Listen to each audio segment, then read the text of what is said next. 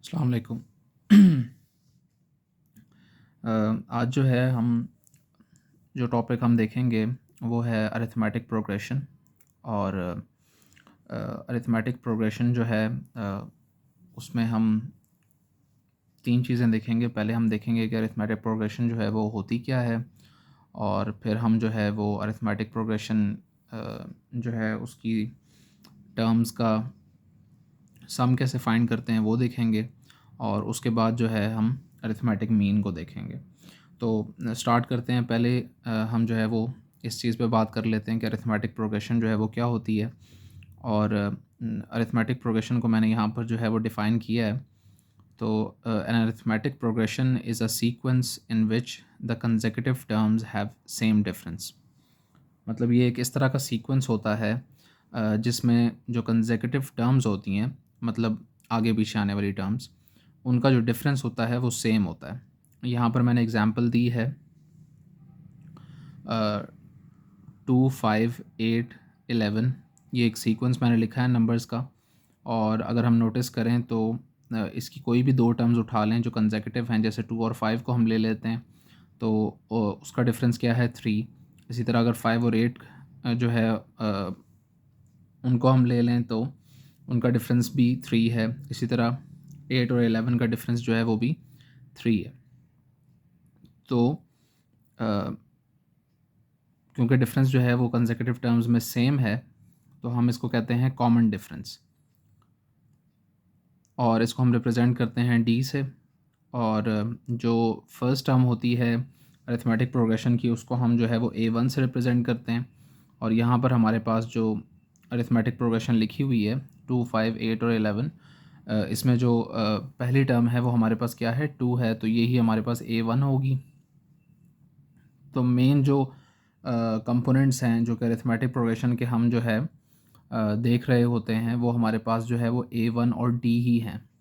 यानी first term क्या है उस सीक्वेंस की, और कंसेक्यूटिव टर्म्स के दरमियान जो है वो डिफरेंस क्या है, जो कि कॉमन डिफरेंस कहलाता है, क्योंकि सारी जो कंसेक्यूटिव टर्म्स हैं उनमें डिफरेंस जो है वो सेम ही होता है।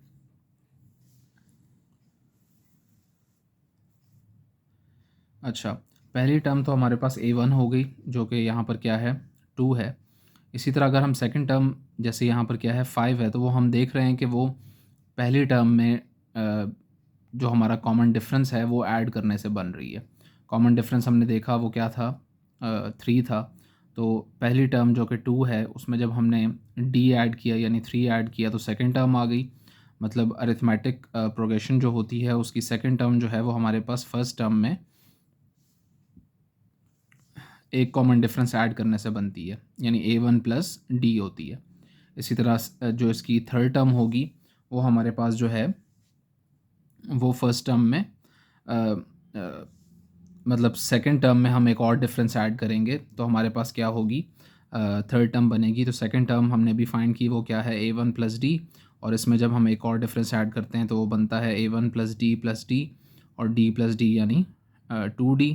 तो थर्ड टर्म जो है वो हमारे पास उसका फार्मूला होता है A1 प्लस 2D। इसी तरह अगर हमने फोर्थ टर्म फाइंड करनी है तो फोर्थ टर्म कैसे बनेगी, थर्ड टर्म में एक डिफरेंस ऐड करने से। और थर्ड टर्म हमारे पास A1 प्लस 2D है, और उसमें जब हम एक और डिफरेंस ऐड करते हैं तो वो बनती है A1 प्लस 3D। तो ये हमारे पास जो है इस तरह अरिथमेटिक प्रोग्रेशन जो है वो चलती है। और अगर हम गौर करें तो जो है हमारे पास जो सेकंड टर्म है, जब हमने सेकंड टर्म फाइंड की वो क्या आई, वो आई A1 प्लस डी, यानी उसमें फ़र्स्ट टर्म में एक डिफरेंस ऐड हुआ। इसी तरह अगर हम थर्ड टर्म पे गौर करें तो वो है A1 प्लस 2D, यानी फ़र्स्ट टर्म में दो डिफरेंस ऐड हुए। इसी तरह अगर हम थर्ड टर्म में फोर्थ टर्म में देखें तो उसमें A1 प्लस 3D, यानी फ़र्स्ट टर्म में तीन डिफरेंस ऐड हुए। यानी जो आप टर्म फाइंड कर रहे होते हैं उससे एक कम जो है आपको डिफरेंसेस ऐड करने होते हैं। सेकंड टर्म फाइंड की करनी है तो वन डिफरेंस ऐड हो रहा है। थर्ड टर्म करनी है तो टू डिफरेंसेस ऐड हो रहे हैं, यानी एक कम ऐड हो रहे हैं डिफरेंसेस।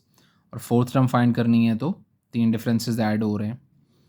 तो हम यहाँ से जो है वो जनरलाइज्ड एक फार्मूला लिख सकते हैं किसी भी टर्म का अरिथमेटिक प्रोग्रेशन की, और वो क्या है, a1 प्लस, यानी अगर आप n टर्म फाइंड कर रहे हैं अरिथमेटिक प्रोग्रेशन की, तो आप क्या करेंगे, आप फर्स्ट टर्म में जस्ट उस n से एक कम डिफरेंसेस ऐड कर देंगे, यानी an इज़ इक्वल टू क्या हो जाएगा, a1 plus n minus one into D. जैसे कि हमने ऊपर देखा भी कि सेकेंड टर्म थी तो एक डिफरेंस, तो यहाँ पे n टर्म्स हैं तो n minus one differences add होंगे। ये जो है वो nth टर्म कहलाती है या जनरल टर्म कहलाती है अरिथमेटिक प्रोग्रेशन की। और अगर आपको कोई भी टर्म अरिथमेटिक प्रोग्रेशन की लिखनी हो तो इस फार्मूला के थ्रू हम लिख सकते हैं। और जस्ट आपको दो चीज़ें रिक्वायर्ड हैं, एक आपको अरिथमेटिक प्रोग्रेशन की फ़र्स्ट टर्म रिक्वायर्ड है और एक आपको जो है वो कॉमन डिफरेंस रिक्वायर्ड है। तो इन दोनों कंपोनेंट्स की मदद से आप जो है वो कोई भी टर्म लिख सकते हैं अरिथमेटिक प्रोग्रेशन की। ये मैंने एक सिंपल सा एक प्रॉब्लम लिखा है अरिथमेटिक प्रोग्रेशन के हवाले से कि हमें एक जो है वो अरिथमेटिक प्रोग्रेशन दी हुई है और वो है 4 7 10 अप टू सो ऑन। एक हमारे पास सीक्वेंस है जो कि अरिथमेटिक प्रोग्रेशन है, क्योंकि अगर हम टर्म्स पे गौर करें तो टर्म्स में जो है वो डिफरेंस सेम है, यानी 4 और 7 के दरमियान डिफरेंस जो है वो क्या है, 3 है, और इसी तरह 7 और 10 के दरमियान भी डिफरेंस क्या है, 3 है। तो ये एक अरिथमेटिक प्रोग्रेशन है और हमें इसकी क्या फ़ाइंड करनी है, 17th टर्म फाइंड करनी है। तो अभी थोड़ी देर पहले मैंने यही कहा कि कोई भी टर्म फाइंड करनी हो अरिथमेटिक प्रोग्रेशन की, वो फाइंड करना कोई मुश्किल नहीं है। जस्ट ये करना होता है कि फ़र्स्ट टर्म में उस टर्म से एक कम जो है वो क्या डिफरेंसेस ऐड करने होते हैं। तो यहाँ पर क्योंकि 17th टर्म फाइंड करनी है, यानी n की वैल्यू 17 है, तो हमें 16 डिफरेंसेस ऐड करने होंगे, यानी 16 बार हमें डी ऐड करना होगा फर्स्ट टर्म में, तो 17वीं टर्म हमारे पास आएगी। तो an is equal to a1 plus n minus one into D हमारे पास जनरल टर्म का फार्मूला है अरिथमेटिक प्रोग्रेशन की।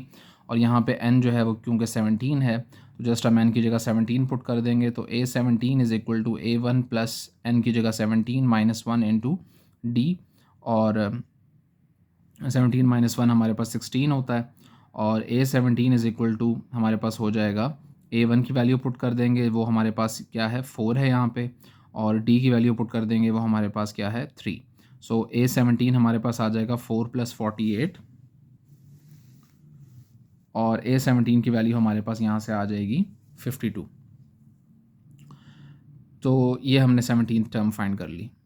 अब हम जो है अपने सेकंड टॉपिक की तरफ जो है मूव करते हैं, और वो हमारे पास है sum of n terms of an arithmetic progression. यानी अगर हमें कोई अरिथमेटिक प्रोग्रेशन जो है वो गिवन है और उसकी टर्म्स का हमें सम करना है, कोई ख़ास नंबर ऑफ़ टर्म्स का हमें सम करना है। फॉर एग्जांपल कोई हमें अरिथमेटिक प्रोग्रेशन गिवन है और वो जो है वो हमें क्या रिक्वायर्ड है, हमें ये रिक्वायर्ड है कि हम जो है वो उसकी सपोज़ 20 टर्म्स का जो है वो क्या फ़ाइंड करना चाहते हैं, सम फाइंड करना चाहते हैं। तो उसके लिए हम एक फार्मूला डिराइव करना चाह रहे हैं कि कैसे हम एक अरिथमेटिक प्रोग्रेशन की जो है एक स्पेसिफिक नंबर ऑफ़ टर्म्स का सम निकाल सकते हैं। तो जो है अरिथमेटिक प्रोग्रेशन जो है उसकी टर्म्स अभी थोड़ी देर पहले मैंने बताया कि वो क्या होती हैं, वो हमारे पास होती हैं a1, फिर सेकंड टर्म में क्या होता है, फर्स्ट टर्म में एक डिफरेंस ऐड हो जाता है, a1 प्लस डी बन जाती है सेकंड टर्म। इसी तरह third term a1 plus 2d बन जाती है, और जो है इस तरह जहाँ तक हम लिखना चाहें हमारी nth टर्म जो है उस तक हम लिख सकते हैं, जो भी हमारी टर्म है उस तक हम जा सकते हैं, n जो भी है। तो इस तरह यानी हम जनरलाइज एक फार्मूला निकालना चाह रहे हैं, तो ज़ाहिर बात है हम n को यहाँ पे स्पेसिफाई नहीं करेंगे, लेकिन जब हमें सम निकालना होगा अरिथमेटिक प्रोग्रेशन का तो उसमें ज़ाहिर बात है कि हमें जो है यह बताया गया होगा कि n जो है वो क्या है, यानी कितनी टर्म्स का हमें जो है वो सम फाइंड करना है। तो हम जो है इस सम को, यानी अरिथमेटिक प्रोग्रेशन जो है इसकी टर्म्स के सम को हम कह देते हैं s से रिप्रेजेंट करते हैं, और एस जो है वो किसके इक्वल है, A1 plus A1 plus T, यानी ये जो टर्म्स ऊपर लिखी हुई हैं जस्ट उनको हम जो है उनके दरमियान, उनकी टर्म्स के दरमियान प्लस जो है वो लिखते जा रहे हैं क्योंकि हम उन टर्म्स को ऐड कर रहे हैं। So A1 plus D plus A1 plus 2D up to हमारे पास जो है A1 plus n-1 into D. तो जो कि हमारे पास nth टर्म है, यानी जनरल टर्म है इस अरिथमेटिक प्रोग्रेशन की टर्म्स की, जिससे कोई भी टर्म जनरेट हो सकती है। तो हमें क्या फाइंड करना है, हमें ये फाइंड करना है कि A1 plus D plus A1 plus 2D up to AN जो है वो हमारे पास क्या होता है। मतलब ये जो अरिथमेटिक प्रोग्रेशन है इसकी टर्म्स जो जो हमारे पास इसकी जो टर्म्स हैं उनकी टर्म्स का जो सम है वो किसके इक्वल होता है। तो यहाँ पे मैंने ये चीज़ लिखी भी है कि AN जो है वो क्या है, the term up to which on an AP has been written. मतलब जो अरिथमेटिक प्रोग्रेशन जहाँ तक हमारे पास जो है वो क्या कहते हैं लिखी हुई है, जिस टर्म तक हम सम फाइंड करना चाह रहे हैं किसी अरिथमेटिक प्रोग्रेशन का, क्योंकि प्रोग्रेशन तो चलती जाती है ना, तो हमें को स्पेसिफाई करना होता है कि जो है हम कहाँ तक, किस टर्म तक इस अरिथमेटिक प्रोग्रेशन का जो है वो सम कर रहे हैं। तो AN जो है वो बेसिकली वो टर्म होती है। तो हमारे पास जो है वो ये है कि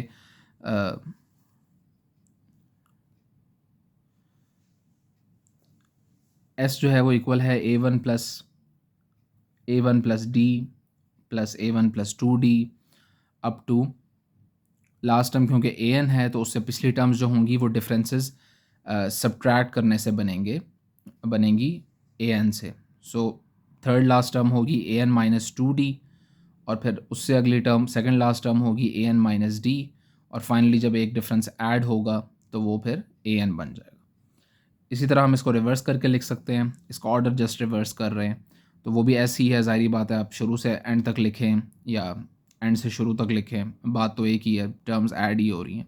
सो ये बनेगा AN plus AN minus D plus AN minus 2D up to A1 plus 2D plus A1 plus D plus A1।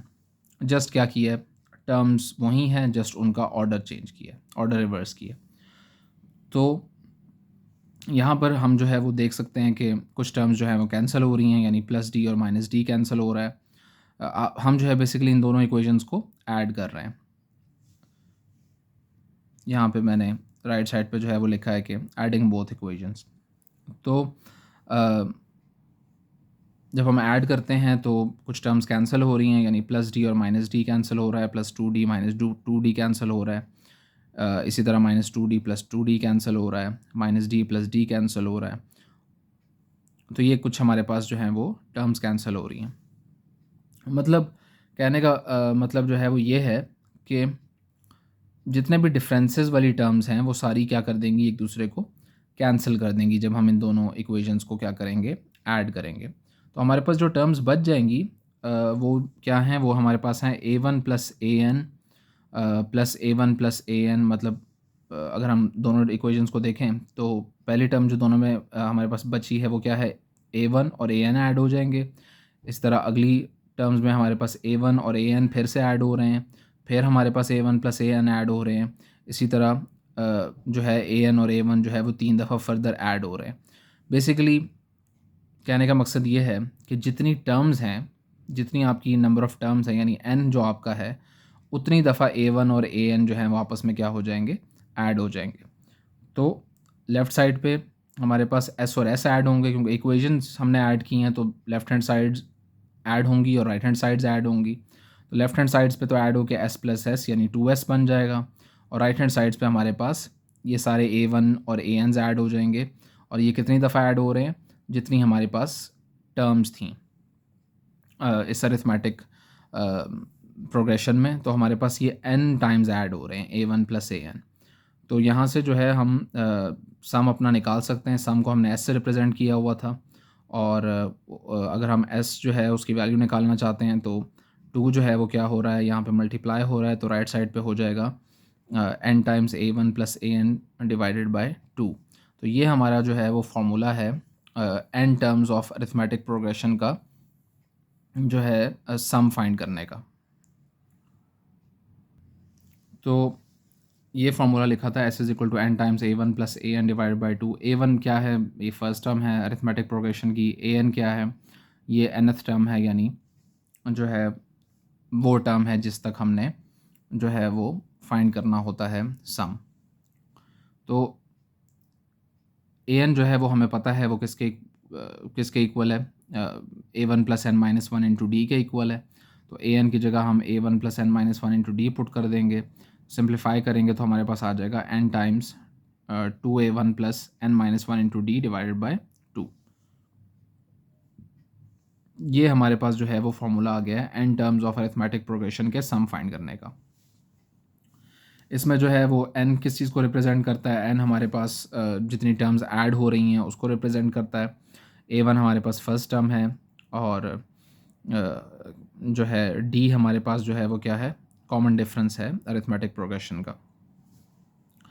और जब हम अरिथमेटिक प्रोग्रेशन की टर्म्स को ऐड कर देते हैं, यानी उनको प्लस की फॉर्म में लिख देते हैं, तो हम जो है वो उसे क्या कहते हैं, अरिथमेटिक सीरीज़ का नाम देते हैं। तो हमें जो है वो अरिथमेटिक सीरीज़ जो है उसका जो है वो सम चाहिए होता है up to a certain number of terms. तो यहाँ पे एक छोटा सा मैंने प्रॉब्लम लिखा है अरिथमेटिक सीरीज़ का सम फाइंड करने का, और वो ये है कि 4 plus 7 plus 10 plus up to so on is an arithmetic series, find the sum of its first 15 terms. तो ये हमारे पास एक सीरीज़ लिखी हुई है, अरिथमेटिक सीरीज़ है, क्योंकि इसकी जो टर्म्स हैं उनको अगर हम गौर करें तो वो अरिथमेटिक प्रोग्रेशन की टर्म्स हैं, और कंसेक्यूटिव टर्म्स में जो डिफरेंस है वो हमारे पास सेम है 4 और 7 में, और 7 और 10 में अप टू सो ऑन। तो जो है यहाँ पर हमने वो 15 टर्म्स का जो है वो सम करना है फाइंड, और यानी n यहाँ पर क्या है 15 है। तो जस्ट हम जो हमारा फार्मूला है n/2 into 2 into a1 plus N minus one into D, उसमें जो है हम क्या करेंगे, वैल्यूज़ पुट करेंगे। तो n जो है वो क्या है 15 है, तो ये 15/2 हो जाएगा। a1 यानी फर्स्ट टर्म जो है वो 4 है, तो 2 इंटू 4 हो जाएगा, और n 15 है तो 15 माइनस 1 हो जाएगा, और d जो है यानी कॉमन डिफरेंस वो हमारे पास 3 है, क्योंकि 7 और 4 में डिफरेंस भी 3 है, और 10 और 7 में डिफरेंस भी जो है वो 3 है। तो और डिफरेंस जो है वो हमारे पास फाइंड किया जाता है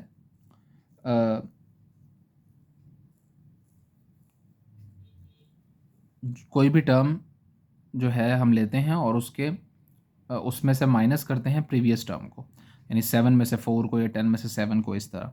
तो d जो है वो यहाँ पर 3 है। सो 15/2 इंटू 2 इंटू 4 8 होता है, 15 माइनस 1 14 होता है, 14 इंटू 3 हमारे पास 42 होता है।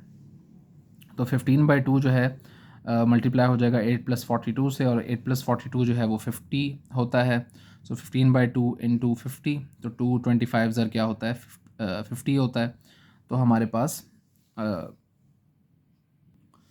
15 इंटू 25 आ जाएगा, और फाइनल वैल्यू हमारे पास जो है वो क्या आ जाएगी 375, यानी 15 टर्म्स का जो सम है इस अरिथमेटिक प्रोग्रेशन की वो है 375। तो ये जो है हमारे पास सम का जो टॉपिक है वो हो गया। और थर्ड जो चीज़ है वो हमारे पास अरिथमेटिक मीन थी, यानी कोई भी जो दो टर्म्स हैं अरिथमेटिक प्रोग्रेशन की उनका मीन अगर हमें फाइंड करना है तो वो हमें कैसे करना होता है। तो arithmetic mean of two terms in an arithmetic progression is simply the average of those two terms, यानी कोई भी हम जो है वो दो टर्म्स जिनका हम क्या फ़ाइंड कर रहे हैं, मीन फाइंड कर रहे हैं, तो जस्ट हम उसकी एवरेज ले लेते हैं, यानी उन दोनों वैल्यूज़ का सम करते हैं और उनको डिवाइड कर देते हैं 2 से। तो ये हमारे पास एक अरिथमेटिक प्रोग्रेशन है जो कि पिछली एग्जांपल्स में भी जो है वो मैं लेता आया हूँ। तो 4 7 10 13 16, और सपोज़ हमें जो है वो अरिथमेटिक मीन फाइंड करना है 7 और 13 का। तो जस्ट 7 और 13 को ऐड करेंगे और 2 से क्या कर देंगे, डिवाइड कर देंगे, तो हमारे पास आ जाएगा 20 बाई 2 यानी 10। और जो है अगर हम नोटिस करें तो 10 जो है वो 7 और 13 के दरमियान लिखा हुआ है। और नॉर्मली होता भी यही है कि जब हम कोई से दो नंबर्स की एवरेज फाइंड करते हैं तो जो नंबर आता है वो उन्हीं दोनों के दरमियान लिखा होता है। तो अरिथमेटिक मीन जो है it lies exactly in the mid of the two terms. वो हमारे पास mid of the two terms जो है उसके लाई करता है। अब अगर हम सपोज़ 4 और 16 का अरिथमेटिक मीन फाइंड करते हैं तो वो एग्जैक्टली उनके दरमियान लाई करेगा। तो 4 और 16 का अगर हम अरिथमेटिक मीन फाइंड करें तो वो 10 आता है, और जो है वो हमारे पास दरमियान में, इन दोनों के एग्जैक्टली दरमियान में लिखा हुआ है। तो अगर हम एक अरिथमेटिक प्रोग्रेशन लें 4, 16 और 28, और हम जो है वो कोई सी दो टर्म्स का अरिथमेटिक जो है वो मीन फाइंड करना चाहें, तो वो जब वो हम अरिथमेटिक मीन उनके दरमियान पुट करेंगे, क्योंकि ज़ाहिर बात है तो वो एवरेज उन दोनों टर्म नंबर्स की, तो जब हम वो उन दोनों नंबर्स का अरिथमेटिक मीन उनके दरमियान पुट करेंगे तो it will remain N arithmetic progression. यानी ओरिजिनली भी वो एक अरिथमेटिक प्रोग्रेशन थी, और अगर हम उसमें अरिथमेटिक मीन उनका पुट कर दें, एक टर्म ऐड कर दें, तो उससे भी वो अरिथमेटिक प्रोग्रेशन ही रहती है, चेंज नहीं होता।